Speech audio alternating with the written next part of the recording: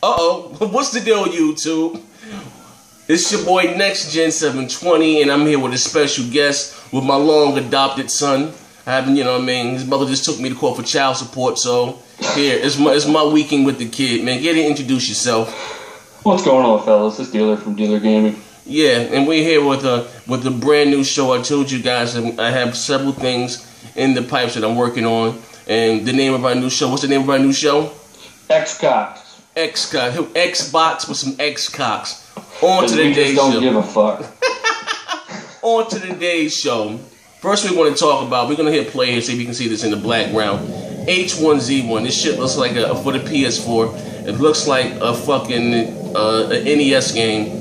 Sony fanboys were jumping up and down, praising about this fucking. Look at the fucking sparks flying off the cam when he's punching it, like he got fucking brass knuckles. This game looks horrible.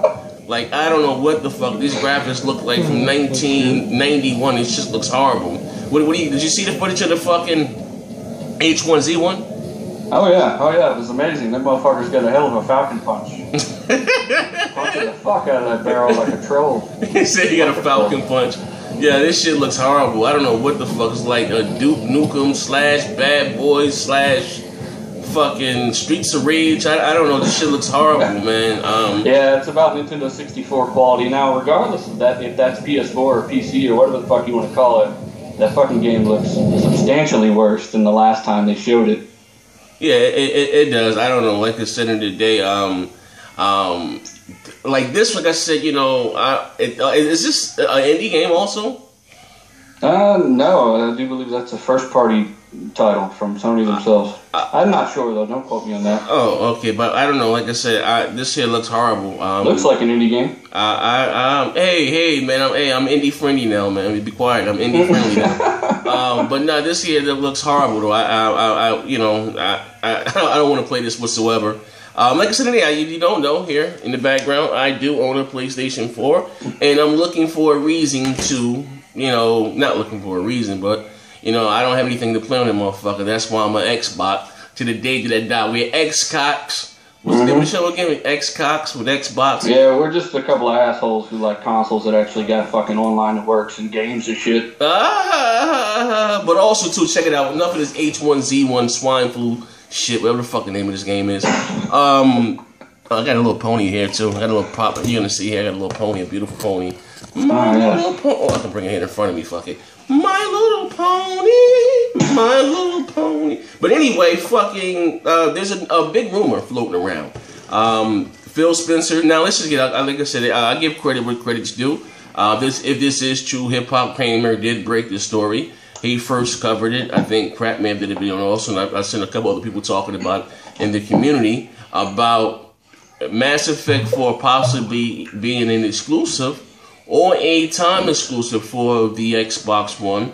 And I think they may try to tie it into with EA Access. If that does happen, that would be... Okay, pick it up. If that does happen, that would be huge. If like I said, they offer the game early or something like that, or whatever the case may be, but you have to have a subscription to EA Access. There's subscriptions that go through the roof. Do you think this is official or rumored? I know Microsoft and EA have a great relationship right now. You know, Sony kind of shitted on their EA Access and said it wasn't good enough value for their customers, but they wanted to charge me $7 for 2 hours to play motherfucking Ben 10 or some shit. Sony's crazy as hell. But what do you think about this Mass Effect 4? I think that would be raw as fuck. As we all know, the first two Mass Effects were phenomenal. Some people think Mass Effect 3 had AIDS, but that's all opinion. I just think Mass Effect 4 would be pretty raw, and if they snatch this up, Microsoft got the money, right? Money talks, motherfucker. Money talks. You know, it'd be badass.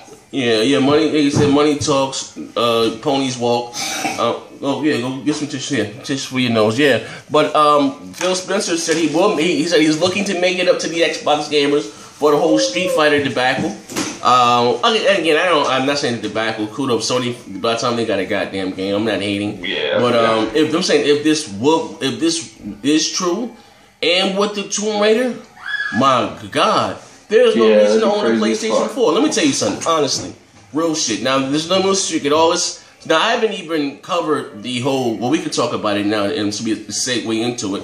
with the Xbox One. We finally found out what this maybe with this secret sauce is about. With the not people were saying, shout out to Micro X. What's my man? Not Micro X. Shout out to Micro Xbox, him, but Mr. Media X. People been giving him shit all year long, and he was saying something about dual GPUs on the Xbox One, but it's something along the lines that the GPU can handle, multiple commands at the same time, or something along those lines.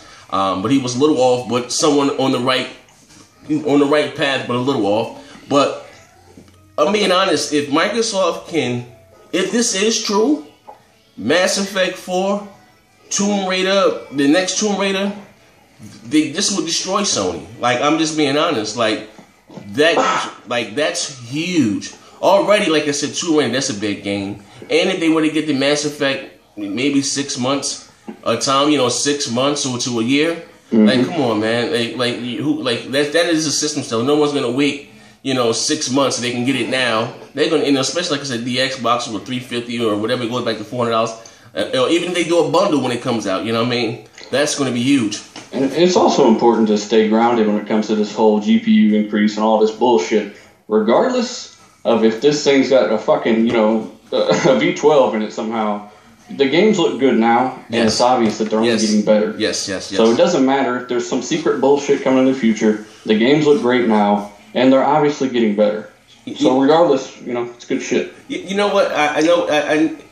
Here's the thing. Not that we all, like I said, it was a big misconception that when the ponies were going around, well, not even just the ponies. A lot of sites, IGN, was with this whole 1080p. They made it seem like the graphics on the Xbox One were horrible. Like I said, at the end of the day, I'm a consumer before anything. I own both consoles. And the reason, like I said, and the reason on my Xbox, don't get it wrong through and through. And the reason why I'm gonna be honest with you, because there was nothing really that interests me in the PlayStation 4 at launch. But the reason why I got it at launch is because I'm a, to say the least, except for Dust, the game. Yeah, you know what I mean. I'm gonna say it here again. I'm a faggot that loves gadgets. I got I got several dildos for you guys, grandmothers. You know how I do. But now, with that being said, though, so it was a big misconception that the Xbox One was anemic. It wasn't capable. It wasn't a capable console. And I'm gonna go look at what Aaron Greenberg said. Why would we give our biggest competitor a 30% of advantage over us? There's things not yet known about our system. Now, all these things are coming out from this leaked SSD, extra CPU. And I guess, bro, I've been on a record from saying this shit from back then.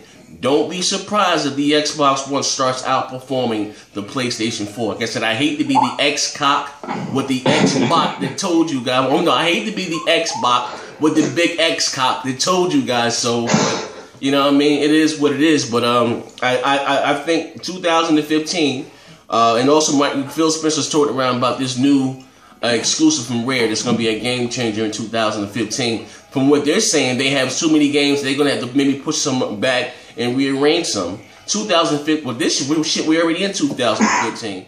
Bro, Halo 5, say it with me. Tomb Raider, Killer Instinct Season 3, Fable Legends, Quantum Break, Scalebound, just to name a few. And like you said before, if the console does outperform the PS4, it's really irrelevant. If the games look great now, a lot of people think it's impossible for the Xbox One graphics to improve. Look at it from launch. It started out 720p, went up to 792p with Titanfall, 900p, and now most games are 1080p on Xbox One. We had to give them that 792p. That's crazy-ass crippled resolution. I gotta call a spade a spade. I ain't lying. The Xbox One came with some crazy-ass resolution this generation. Yeah, never heard of it before, really. 813p. Like, what the fuck? Like, hey, it's hard. It's as hard. But the games have only gotten better looking, right? Since yes. Take when DX12 hits that it's not going to improve another 5 or 25%. You know what? Simply retarded. Even better. You know what, bro? I'm gonna say this, and the most important thing. I don't know, if you got the 360 at launch or whatever the case, but I'm looking from where the 360 started from. And where it ended up at. Look at where the Xbox One started at from, and look at all the new updates and stuff that we getting every month. Just a year later, too. That's the best part. Imagine another year or two, this motherfucker's going to be getting hand jobs and all kinds of shit. Like, that's one thing that makes me excited to be an Xbox One owner. Those of you guys that that do not own the Xbox One, you really can't grasp what we're saying. our console is constantly evolving.